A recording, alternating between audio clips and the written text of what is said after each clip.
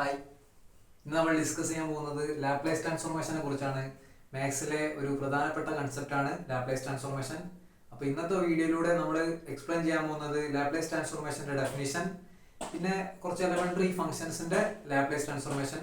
അതിൽ ഇന്നത്തെ വീഡിയോയിൽ നമ്മൾ കോൺസ്റ്റന്റിൻ്റെ ലാപ്ലേസ് ട്രാൻസ്ഫോർമേഷൻ എന്താണെന്നാണ് മെയിനായിട്ട് പറയാൻ പോകുന്നത്. അപ്പോൾ ആദ്യം തന്നെ എങ്ങനെയാണ് ലാപ്ലേസ് ട്രാൻസ്ഫോർമേഷൻ ഡിഫൈൻ ചെയ്തതെന്നാണ് പറയാൻ പോകുന്നത്. സോ ലാപ്ലേസ് ട്രാൻസ്ഫോർമേഷൻ നമ്മൾ ക്യാപിറ്റൽ ലെറ്റർ എൽ ഉപയോഗിച്ചിട്ടാണ് ഡിനോട്ട് ചെയ്യുക. ഡിഫൈൻ ചെയ്തത് L of f of t equal to integral 0 to infinity e raised to minus st into f of t dt.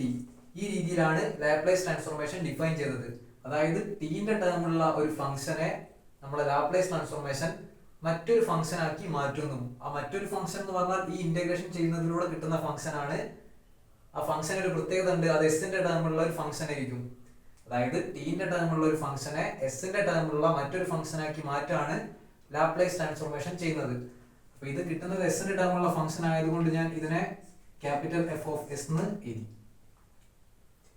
അപ്പോൾ ഇതിലെ ഒന്നാമത്തെ എലമെന്ററി ഫംഗ്ഷൻ ആയ കോൺസ്റ്റന്റിന്റെ ലാപ്ലേസ് ട്രാൻസ്ഫോർമേഷൻ എന്താണെന്ന് കണ്ടുപിടിക്കണം. അതായത് ഒന്നാമതായിട്ട് നമ്മൾ പഠിക്കുന്നത് L of A constant K, L of K കണ്ടുപിടിക്കണം. സോ ഡെഫിനിഷൻ പ്രകാരം integral 0 to infinity e raised to minus st into f of t dt എന്നാണ്.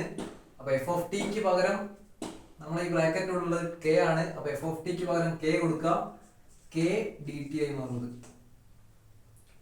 f of t ക്ക് പകരം k കൊടുത്ത് ശേഷം നമ്മൾ ഇന്റഗ്രേഷന്റെ പ്രോപ്പർട്ടി നമുക്കറിയാം. ഇന്റഗ്രേഷന്റെ ഉള്ളിൽ ഒരു ഫംഗ്ഷന്റെ ഒരു കോൺസ്റ്റന്റ് ഉണ്ടെങ്കിൽ ആ കോൺസ്റ്റന്റിനെ നമുക്ക് ഇന്റഗ്രേഷന്റെ പുറത്ത് എഴുതാൻ പറ്റും. സോ ഈ കെനെ പുറത്തേക്ക് ഇടുക, k into integral 0 to infinity e raised to minus st dt that's equal to k into, ഇനിയാണ് നമ്മൾ e raised to minus st നെ ഇന്റഗ്രേറ്റ് ചെയ്യണം. പക്ഷെ ശ്രദ്ധിക്കേണ്ടത് വിത്ത് റെസ്പെക്ട് ടു t ആണ് ചെയ്യുന്നത്. നമ്മൾ സാധാരണ രീതിയിൽ x നെ ഡിഫറൻഷിയേറ്റ് ചെയ്യാനാണ് പഠിക്കാറ്. e raised to ax ന്റെ integral with respect to x e raised to ax by a ആയിരിക്കും. ആ ബൈ എ വരാനുള്ള കാരണം ഈ ഒരു കേസിൽ എ ആണ് അവിടുത്തെ കോൺസ്റ്റന്റ്. പക്ഷെ ഇവിടെ വിത്ത് റെസ്പെക്ട് ടു ടി ആണ്. അപ്പം e raise to minus s ടിന്റെ കേസിൽ കോൺസ്റ്റന്റ് മൈനസ് എസ് ആണ്. ടി അല്ലാത്ത ബാക്കി എല്ലാവരും കോൺസ്റ്റന്റ് ആയിരിക്കും. ഈ ഒരു കേസിൽ മൈനസ് എസ് ആണ് കോൺസ്റ്റന്റ്. അപ്പം e raise to minus s t by constant ആയ മൈനസ് എസ് താഴെ വരും. സോ ഇന്റഗ്രേഷന്റെ ലിമിറ്റ് ലോവർ ലിമിറ്റ് 0യും അപ്പർ ലിമിറ്റ് ഇൻഫിനിറ്റിയും ദാറ്റ്സ് ഈക്വൽ ടു, ഇവിടെ മൈനസ് എസ് കോൺസ്റ്റന്റ് ആണ്, അതിനെ പുറത്ത് എഴുതാൻ പറ്റും.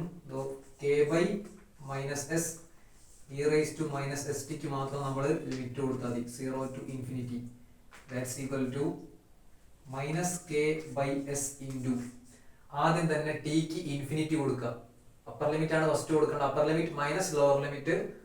സോ അപ്പർ ലിമിറ്റ് ഫസ്റ്റ് കൊടുക്കുമ്പം നമ്മളെ e raise to minus infinity ആയി മാറും. E raise to minus infinity എന്ന് പറഞ്ഞാൽ 1 by e raised to infinity എന്ന് എഴുതാൻ പറ്റും. That's equal to 1 by e raised to infinity എന്ന് പറഞ്ഞാൽ അഗൈൻ ഇൻഫിനിറ്റി ആണ് കിട്ടുക. സോ 1 by infinity എന്ന് കിട്ടും. 1 by infinity 0 ആയിരിക്കും. സോ അപ്പർ ലിമിറ്റ് കൊടുക്കുമ്പോൾ 0 കിട്ടി, മൈനസ് ഇനി ലോവർ ലിമിറ്റ് ആയ 0 കൊടുക്കാൻ പോവാണ്. ലോവർ ലിമിറ്റ് ആയ 0 ടിക്ക് കൊടുത്താൽ e raised to 0 ആയി മാറും. e raised to 0 equal to എന്തായിരിക്കും? e raised to 0 എന്തിന്റെ പവറിൽ 0 വന്നാലും ആൻസർ 1 ആയിരിക്കും. അപ്പം minus 1 that's equal to minus k by s into 0 minus 1 that is minus 1 that's equal to k by S.